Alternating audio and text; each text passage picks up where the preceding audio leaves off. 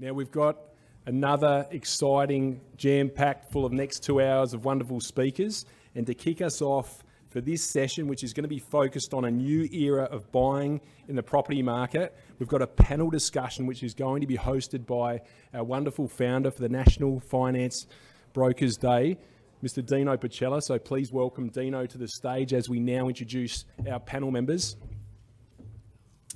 First up, this gentleman is a household name to many who has established one of the most successful businesses in the industry.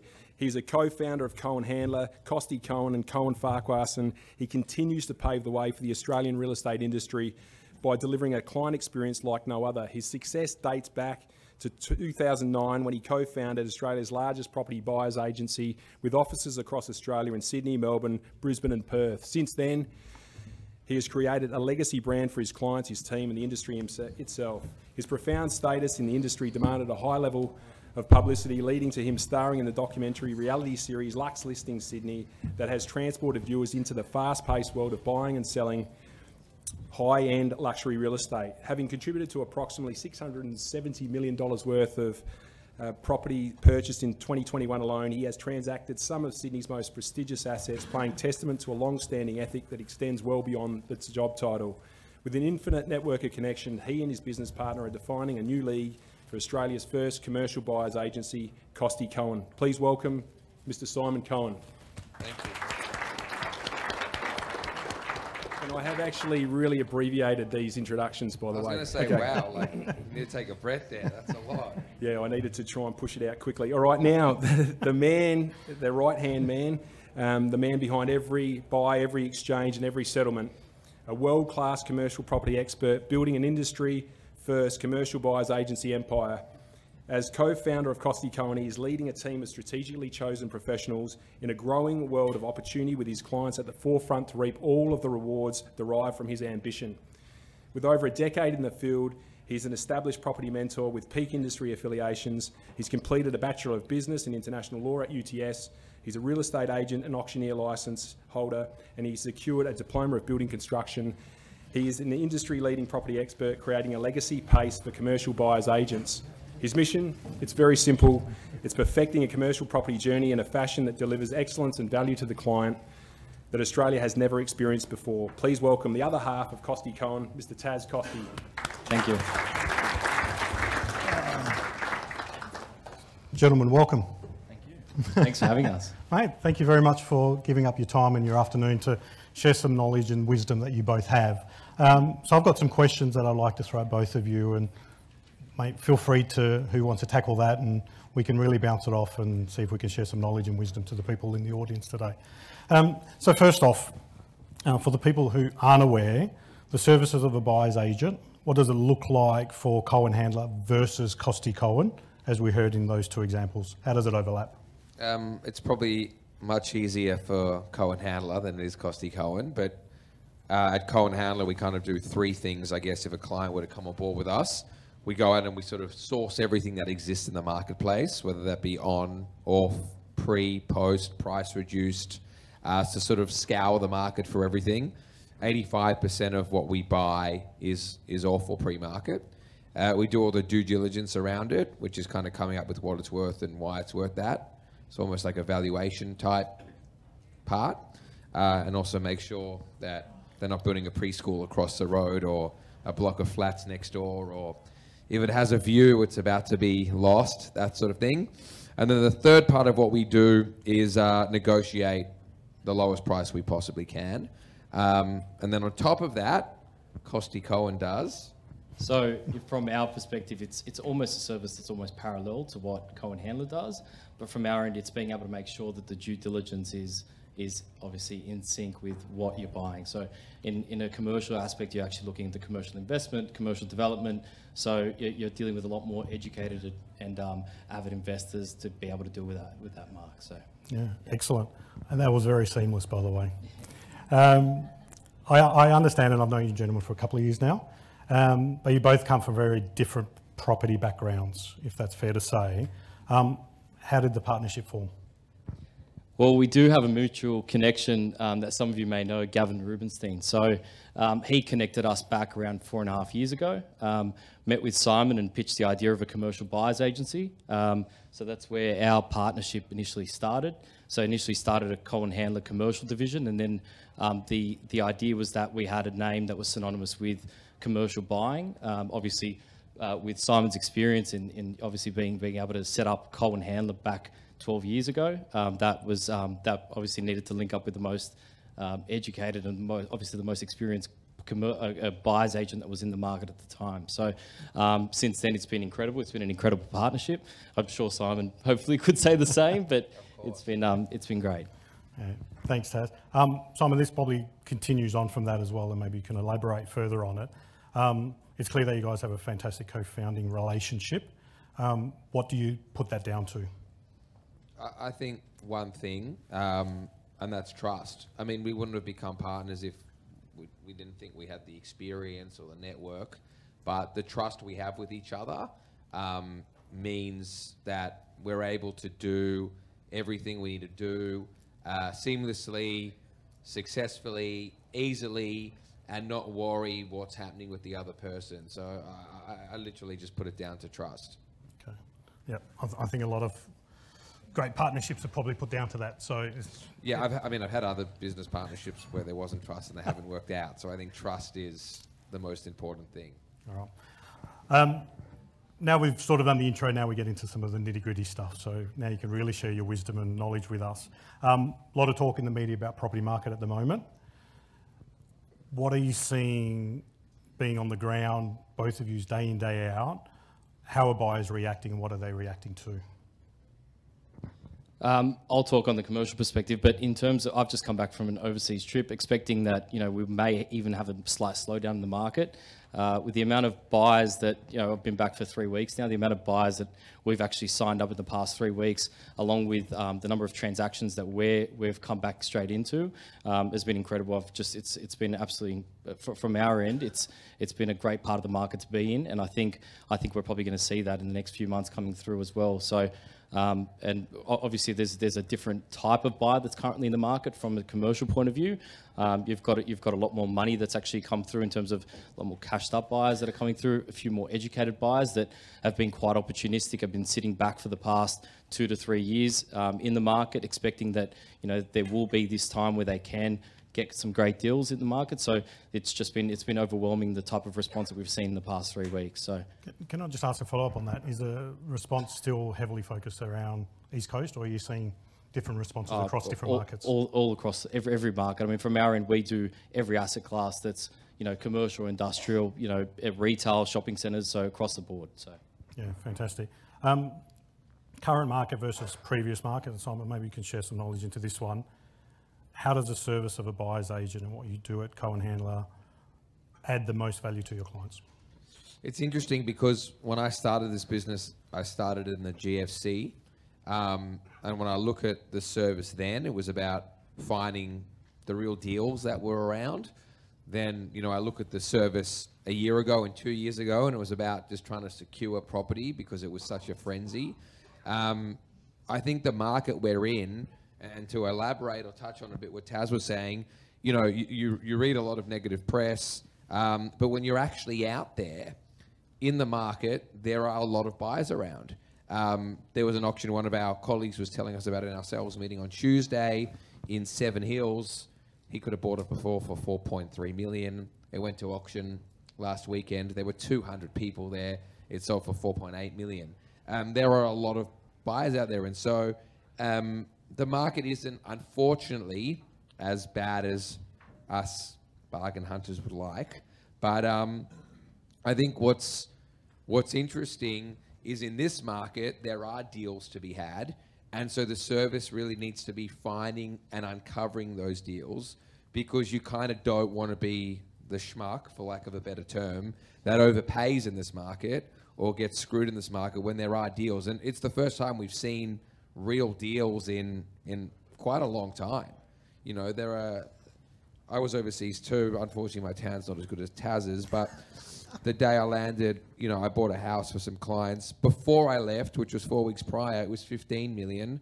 I came back, we bought it, it was 11.4. You know, there are those opportunities all over the marketplace, and you want to make sure you're finding them and uncovering them, especially in the sub $3 million range. You know, the more entry-level stuff is the stuff there are real deals on. And have you found, given the recent economic changes over the last few months, have you found those deals to be more prominent now in comparison to maybe what they were 12 months ago? I think the deals come down to interest rates are making things a little tighter, and you guys would know better than that. I think there is people who buy into the media, and I think that fear is buying into that. But where we're seeing the best opportunities are actually people who've bought and they're under pressure to settle, and that's where you can really pick up the most opportunities. Yeah. This one I probably want to pick both your brains on. So we understand, a lot of people understand in this room, commercial and residential, two very different sectors, right? Hence why you have Cohen Handler, Costi Cohen, we get that. But how do you service, these are two-part, how do you service both in that aspect?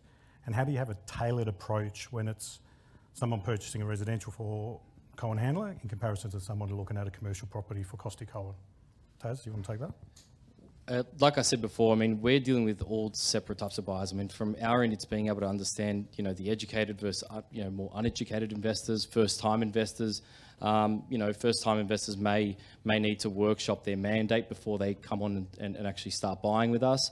Understanding how they, you know, if it is a handheld service all the way through to actually how do we actually communicate where the market's currently at, and we're not sort of just looking for looking for an absolute diamond in the rough, but essentially going to get them a great deal and obviously close out their mandate. I think that's super important.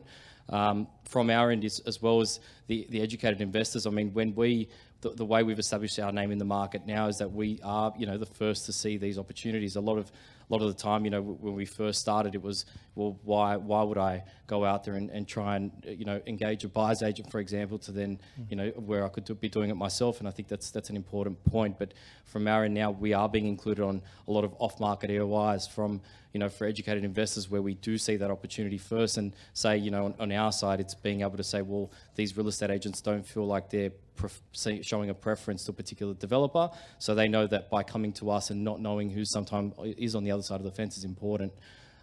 We do have, you know, understanding of where the market sits. A lot of our team is, you know, ex-development, ex-construction, ex-sales background. So being able to have that expertise in the market from our end is important, even for an educated buyer. So right from the minute that we sign on a particular buyer, right through to the close, and then obviously being able to keep them within our ecosystem is an important factor. Yeah, great. Simon, anything further to add from the residential standpoint? I mean, the only thing I'd say is it's the very reason we have a dedicated residential buyers agency and a dedicated commercial buyers agency. They're two very different businesses. I have no idea about commercial. And so, you know, that's how we offer that tailored approach. I don't think, you know, you can do both. They're very different skill sets. I don't have Taz's skill set, so I couldn't do it. Now you sound like a finance broker. I definitely couldn't do that either. Which goes on to my next question that I wanted to ask you. Well, it says we here, but I know they've got a growing network of brokers that work closely with both sides of the business, or both businesses, I should say. Can you tell us a little bit about the relationships? How can brokers, particularly brokers in this room and watching online, how can they benefit from working with a buyer's agent? Because all brokers want to get strong referral partners where they can get more business from. How do they particularly do it with a buyer's agent? This is something that I learned very early on when we started our business. We were approached by a lot of mortgage brokers, and I think the biggest thing was you guys all have these pipelines of clients that you've had pre-approved. And the one thing I was realizing, and they were realizing, were, and correct me if I'm wrong, you might have different business models, but you don't make money until they buy. And so you've almost got this pool of cash sitting there that you aren't accessing until these clients buy. And a lot of the mortgage brokers we were speaking to were saying the average time that these clients were sitting on their books was 6 months. You know, it's a long time. They were having to pre-approve them time and time again. Their pre-approval was running out. Excuse me if I'm not using the right jargon, but you know, it was an annoying, inconvenient process for them. And a lot of them we started building relationships with where they would refer the clients to us, and you know, the average turnaround time for them to get paid went from 6 months to 4 to 6 weeks. And as our business grew and our buyers agents grew into different areas and we opened in different states and, you know, across Australia, we were able to offer area experts sort of everywhere. And so the best success we've had working together, and the relationship twofold, we get clients right through our business who we need to refer to mortgage brokers too. But the biggest success we've had has been helping mortgage brokers turn over a lot quicker clients that have just been sitting there, or clients that have just been going to auction every week and missing out. And it's just been this chasing your tail type scenario, getting nowhere. Yeah. Taz, from commercial standpoint, is it any different? No different. I mean, from our end, it's the exact same. So being able to assist particular clients, and generally commercial may take a little longer. I mean, we've bought for clients within the first 24 hours of signing, but it is almost parallel to what Simon said. So we do assist them and obviously educate them through the process. I mean, you know, you may find that on a commercial side, I mean, there's no technical pre-approval, but in terms of being then to access those funds and actively work their mandate, work their brief, that guidance, that assistance to close them out is key. And I think a lot of brokers that we've worked with seem to favour it quite a bit. So, are brokers an important part of the business? Absolutely. Absolutely. I think for us, working with great brokers is, you know, I think whenever you do a deal, you work with the team. It's the lawyer, it's the broker, and working with a broker who makes things happen. They're quick, they're smart, is really important. I mean, I had one example a few days ago where a client of mine, I bought a property a long time ago for like $925,000. It's now worth $3 million. She was going to completely sell it and buy something else. So I said, well, why don't you speak to a mortgage broker? I referred her to one who I know is quite smart. And he's helped her not only realize she doesn't have to sell that, but she can keep that, buy something else, and buy another investment property. And she had no idea about that before. And so I think being able to offer that for our clients, to see them go from one property to three, as an example, is such an important part of it. As well as, you know, our clients being able to access their broker and being able to get things turned around quickly. You know, buying property, if a deal comes up, 24 hours can be a long time. You know, tomorrow another buyer can come along and outbid you. So you want to be able to move quickly if that's the right scenario. Yep. You said it was a smart broker. He was a smart broker, yeah. Aren't they all? Yeah, well. Don't answer that. I haven't met every one of you. That. I'd like to say yes, they are. Both businesses, I'm presuming I even know the answer to this next question, but first of all, do you see a lot of repeat business from your existing clients or previous clients? And secondly, what do you think that comes down to if they're continuing coming back to the business? A lot of our clients are repeat clients. We've got clients we bought 5, 10, 15 properties for. I think delivering a service and doing the right thing by our customer is the most important thing. It's something that's been part of our ethos since day one, and that has seen clients become clients for life. Our two very first clients ever from 2009 are clients of ours today. And they've bought many, many properties for us. And I think what's amazing is a lot of my clients have become Costi Cohen clients. And so there's been that trust and that collaboration. Definitely. And even from a commercial, I mean, if we're essentially buying these clients of ours that are developers and they're making money on this particular investment and they need another development side, I mean, it's just repeat business. I mean, from us, we're not as sort of old as Cohen Handler, but we're onto our 5th property with some clients, which has been incredible. I mean, the fact that they stay within our business, and we obviously provide the property management on the back end as well. For us, it's just a cyclical thing. I mean, we buy it, we can manage it, and then they generally are coming back for more. So we're seeing a lot of that. A lot of our current clients that are sitting on our books now are repeat clients as well. So we'd obviously love to see that trend continue through. I think that probably goes down to the point around you saying that tailored approach that you got across, I don't know, is my mic still working? Yep. That you've got across both businesses, that probably goes into the forefront of what you've just elaborated on. I think it just comes down to doing the right thing by your clients. I think client service is the most important thing, and if everyone nails that, they're all going to get repeat clients. It's not that difficult. Yes. I'm laughing because if I can do it, I feel like anyone can. It's not that difficult. You heard it here. I understand there's similarities between buyers who think they can do it themselves and borrowers who choose to go direct. So what would be your advice to buyers who choose to go direct or want to handle it themselves? How do you handle that objection, or how do you handle that mindset? I think correlating it to you guys, we do say to our clients, why would you buy the first thing you've seen or the first thing that's been offered to you when there is an entire marketplace of opportunities out there, and you want to make sure that you've scoured the entire marketplace to find every property that exists, like your broker has scoured the entire marketplace to find you the best, maybe it's not the lowest, but it's the most tailored, whatever it might be, rate or mortgage for you. And so I think there is a big correlation between that, and it's about having someone on your side, going out and finding everything for you, and also batting for you. I wouldn't want to go up against the banks by myself. I'd rather have an expert do that, and I'd probably put real estate agents and banks in the same, I better don't get attacked here, but in the same box, and I would want to go up against real estate agents if I was just a layman. And so I think it's having that person in your corner, finding you every opportunity and really batting for you. Yep. You're in a safe environment, so I think you can say that, and most people will agree with you. Taz, from a commercial standpoint, are we finding more buyers coming to?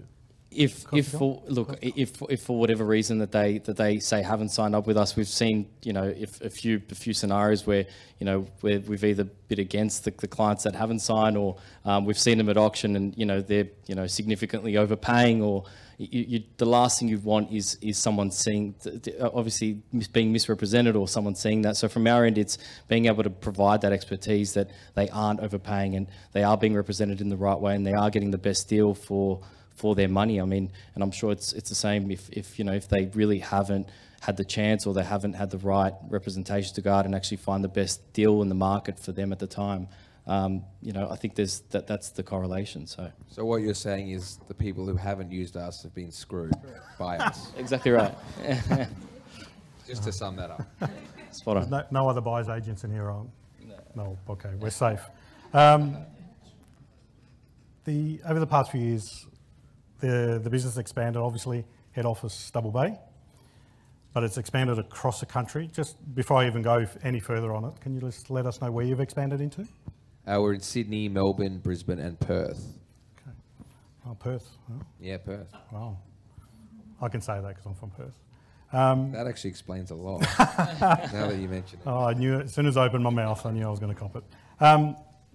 Simon, I understand the brand's expanded for you personally, being on Lux Listing Sydney through Prime.